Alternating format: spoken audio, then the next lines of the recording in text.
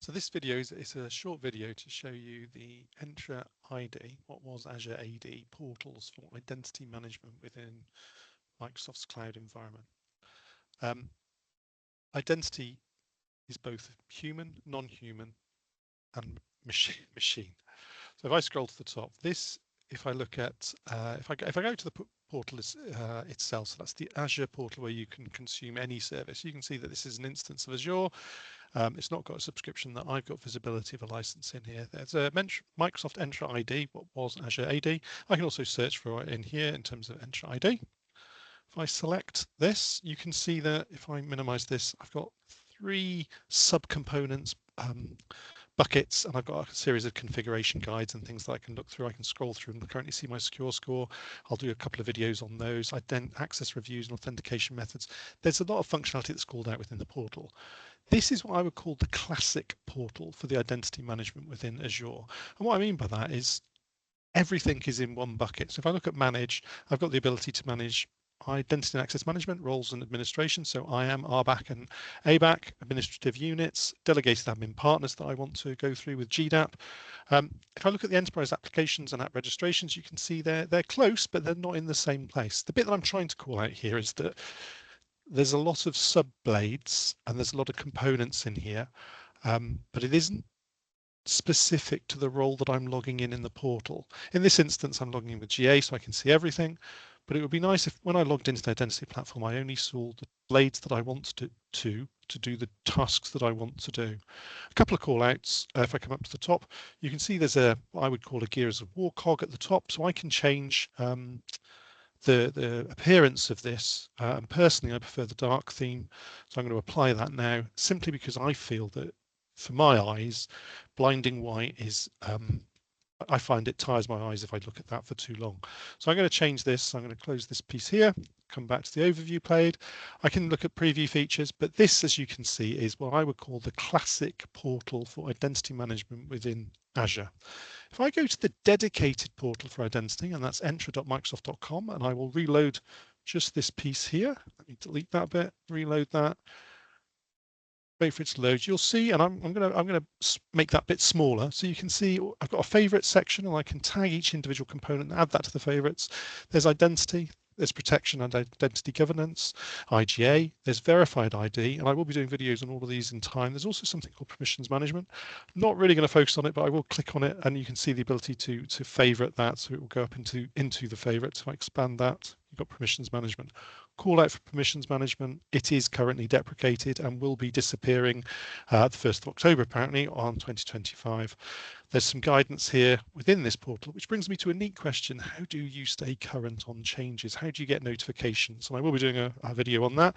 The call out for most blades now, there is a what's new for that service. If you come to the new portal for that service, there's a raft of questions about how do you know about that.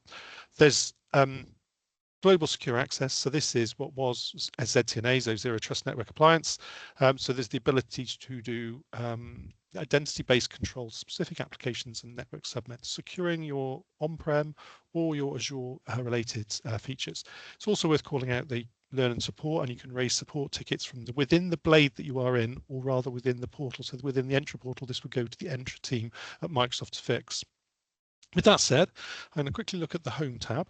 And you can see in here some of the high-level statistics that we saw in the old piece, and also some shortcuts to unused service principals, managing tenants, and I will be doing other YouTube things talking about cross-tenant access policies and what these mean, including tenant restrictions and tenant restrictions version 2. This should take us to tenant restrictions version 2.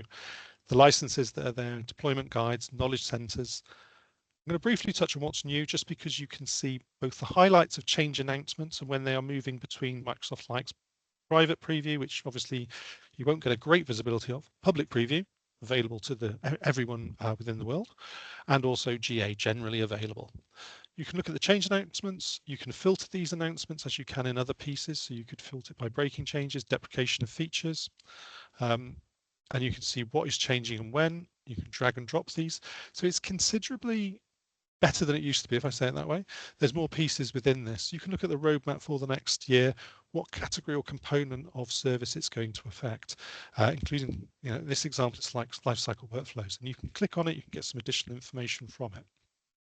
So if I come down to identity, previously we looked in the top portal about applications. You can already see that if I come in here and I want to create an application registration, and then I want to assign it permissions, that application MS Graph permissions, I have all the things I need within one portal and one blade.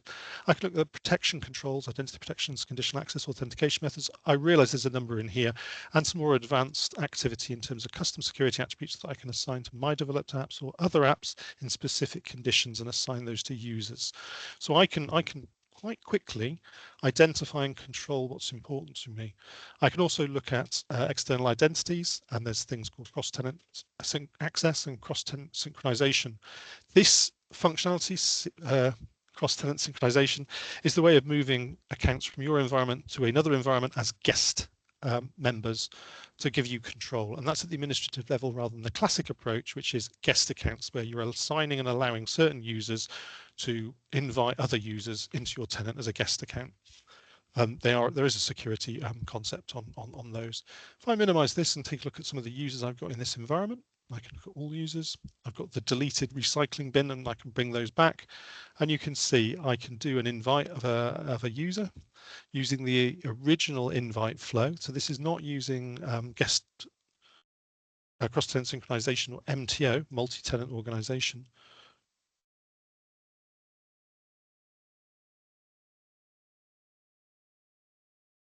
I can do a particular, and everything that we're doing within here, I can do as a programmatically within other things. I can choose their type to be member or guest.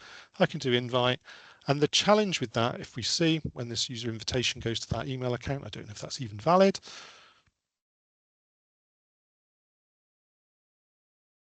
As with anything, the portal takes a few moments to go through. If I then do, you can see my Gmail guest. And what I can do within here, and within a busy environment, there would be a lot more exciting things to see, is I can manage the view within here and edit columns. And I'm going to add 2 more columns.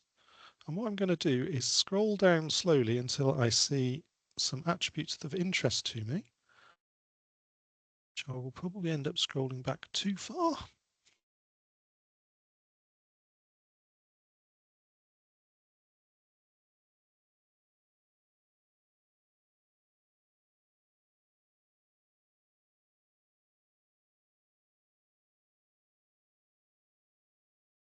So the external user state change date time.